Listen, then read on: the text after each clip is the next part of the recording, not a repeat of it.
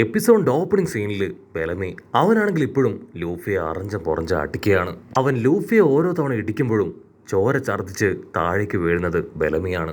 Luffy അവനോട് കെഞ്ചും, ദയവ് ചെയ്ത് ഞാൻ പറയുന്നത് മനസ്സിലാക്ക്. നീ ഇനിയും എന്നോട് ഫൈറ്റ് ചെയ്താ അധികം വൈകാതെ നീ താഴെ വീണ് മരിച്ചു പോവും. അതുകൊണ്ട് ഞാൻ പറയുന്നത് കേൾക്ക്. ദയവ് ചെയ്ത് നീ ഫൈറ്റ് ചെയ്യുന്നത് അത് നിർത്തിവെക്ക്.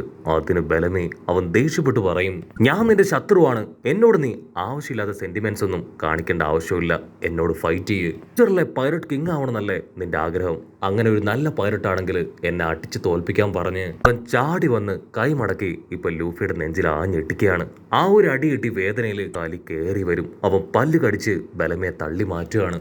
അവിടുന്ന് അങ്ങനെ സീൻ കട്ട് ചെയ്ത് കൈറോസിനെയും റബേക്കയും കാണിക്കും. അവരാണെങ്കിൽ ഇപ്പൊ ഡബിൾ ഷോക്കിൽ നിൽക്കുകയാണ്. കാരണം ഒരുപാട് നേരത്തെ മൽപ്പിടുത്തത്തിനൊടുവിലാണ് അവരൊരു വിധത്തില് ആ ഡീമണ്ടയെ തകർത്ത് താഴെയിട്ടത്. പക്ഷേ ഇപ്പൊ അവർക്ക് വെല്ലുവിളിയായി ആയിട്ടുള്ള ഫൈറ്റ് ഉപേക്ഷിച്ച് ആ പിക്ക അവൻ അവിടേക്ക് എത്തിക്കഴിഞ്ഞു.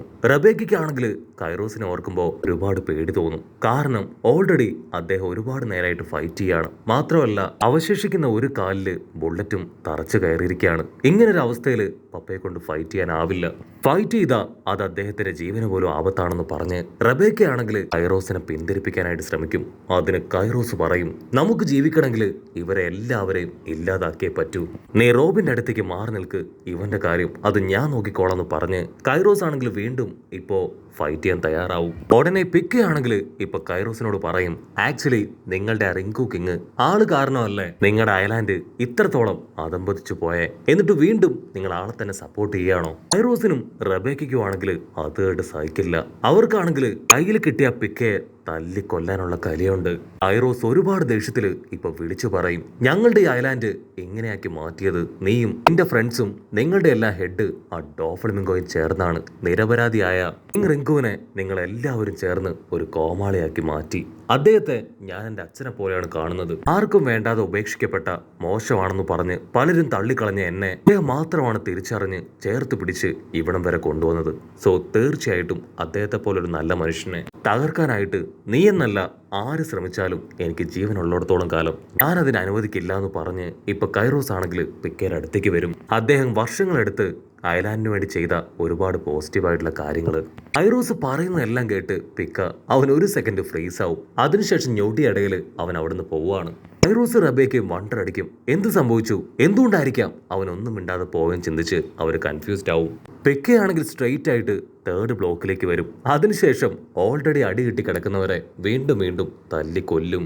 ജോറോ ആണെങ്കിൽ അത് കണ്ട് ഇപ്പൊ പിക്കയുടെ അടുത്തേക്ക് ചാടി ഓടുകയാണ്. ഇവിടെ പിക്ക സ്ട്രെയിറ്റ് ആയിട്ട് ബേബി ഫയർ അടുത്തേക്ക് വരും. You are unbelievable. നീ ഇങ്ങനെ ഒരുത്തിയായിരുന്നോ? ഞങ്ങളുടെ കൂടെ നിന്ന് നീ ഞങ്ങളെ തന്നെ ചതിച്ചു അല്ലേ? അവനാണെങ്കിൽ കല്ല് വെച്ച് ഇപ്പൊ ബേബി ഫയർ ഞെരുക്കാൻ ശ്രമിക്കും. അവളെ തള്ളിവിട്ട് അവനിപ്പോ ആ കല്ലിന്റെ ഇടയിൽ കുടുങ്ങുകയാണ്. അതിന് താടിക്കാരൻ അപ്പൂപ്പനാണെങ്കിൽ അവനെ രക്ഷിക്കാൻ ശ്രമിക്കും. പക്ഷെ അപ്പോഴേക്കും പിക്ക ആ അപ്പാപ്പന്റെ തൊട്ടു പുറകിൽ വരും. അപ്പൊ കറക്റ്റ് സമയത്ത് നമ്മുടെ സോറ അവൻ നിലവിളിച്ച് അവിടേക്ക് ഓടി വന്ന് സ്ക്വാഡ് വെച്ച് ഒരൊറ്റ വെട്ടും. പിക്കയാണെങ്കിൽ അങ്ങനെ ഒരു മൊമെന്റ് പ്രതീക്ഷിച്ചില്ല. അതിനുശേഷം രണ്ടുപേരും വീണ്ടും പഴയതുപോലെ വമ്പൻ ആക്ഷനൊക്കെ ഇട്ട് പൊരിഞ്ഞ അട്ടിയിടി ബഹളം. ഒക്കെയാണെങ്കിൽ അവനെ കൊണ്ട് കഴിയും പോലെ സോറയോട് സംസാരിക്കാൻ ശ്രമിക്കുന്നുണ്ട്. എങ്ങനെയെങ്കിലും അവനെ ബ്രെയിൻ വാഷ് ചെയ്യാനാണ് പിക്കയുടെ ശ്രമം. അടുത്ത നിമിഷം ഇപ്പൊ ആ സ്ഥലം മുഴുവൻ അങ്ങനെ ഇളകി മറിയാനായിട്ട് തുടങ്ങും. ജനങ്ങളെല്ലാവരും പേടിച്ചു വരണ്ട് ഓരോ ഭാഗത്തേക്ക് ചെതറി ഓടും. ഉടനെ എല്ലാവരെയും ഞെട്ടിച്ചുകൊണ്ട് പിക്ക അവനാണെങ്കിൽ അവന്റെ ജയന്റ് സൈസിൽ അവിടേക്ക് വരികയാണ്.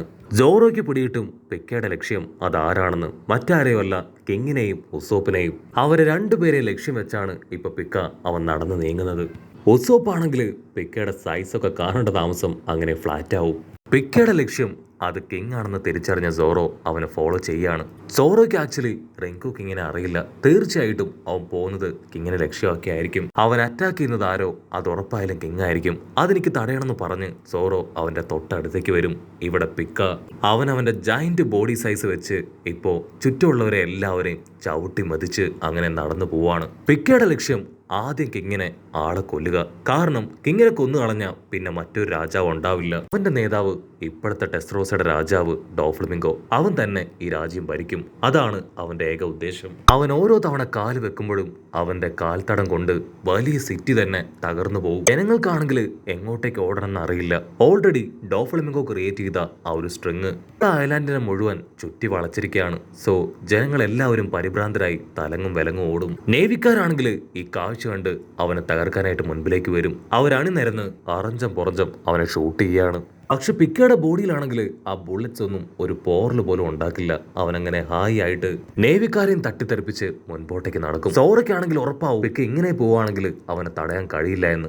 എന്തെങ്കിലും എത്രയും വേഗം ചെയ്തിട്ടില്ല എങ്കിൽ വലിയ അപകടമാണെന്ന് പറഞ്ഞ് അവനിപ്പോ കുറെ കൂടെ സ്പീഡിൽ മുൻപോട്ടേക്ക് ഓടും. പിക്കയുടെ ഒരു കാൽവെപ്പിൽ തന്നെ അവൻ 10 കിലോമീറ്റർ ഒറ്റയടിക്ക് അങ്ങനെ കവർ ചെയ്യാണ്. സോറോ ആണെങ്കിൽ എത്രയൊക്കെ ശ്രമിച്ചിട്ടും പകുതി ദൂരം പോലും അവന്റെ അടുത്തേക്ക് എത്താനാവില്ല. എന്ത് ചെയ്യുന്ന ആലോചിച്ച് കൺഫ്യൂസ്ഡ് ആകുമ്പോഴായിരിക്കും ആ ചോട്ടാ വില്ലന്മാര് അവരങ്ങനെ റൗണ്ട് ചെയ്ത് ഇപ്പൊ സോറോയെ നിർത്താതെ ഷൂട്ട് ചെയ്യുക. സോറോ ആണെങ്കിൽ അതിൽ നിന്നെല്ലാം രക്ഷപ്പെട്ട് മുൻപോട്ടേക്ക് പോകും. ഒരു ഭാഗത്ത് കൈറോസും റബേക്കയും അവർ രണ്ടുപേരും പിക്കയെ തന്നെയാണ് നോക്കുന്നത്. പിക്കയുടെ പോക്കും മൂവ്മെന്റും അത് കാണുമ്പോൾ തന്നെ കൈറോസിന് പിടികിട്ടും അവൻ എവിടേക്കാണ് പോകുന്നതെന്ന്. എങ്ങനെയെങ്കിലും അവനെ തടയണമെന്ന് പറഞ്ഞ് കൈറോസും അവനെ ലക്ഷ്യം വെച്ച് പോവാണ്. പക്ഷെ പിക്കയുടെ ഇപ്പോഴത്തെ സൈസ് അത് വളരെ വലുതാണ്. മാത്രമല്ല അവന്റെ കയ്യിൽ നിന്ന് ഈ ഒരു രൂപത്തില് അടി കിട്ടിയ തീർച്ചയായിട്ടും അവന്റെ കാറ്റ് പോകും. ഇവിടെ സോറോ ആണെങ്കിൽ കാര്യമായിട്ട് പ്ലാൻ ചെയ്യാണ്.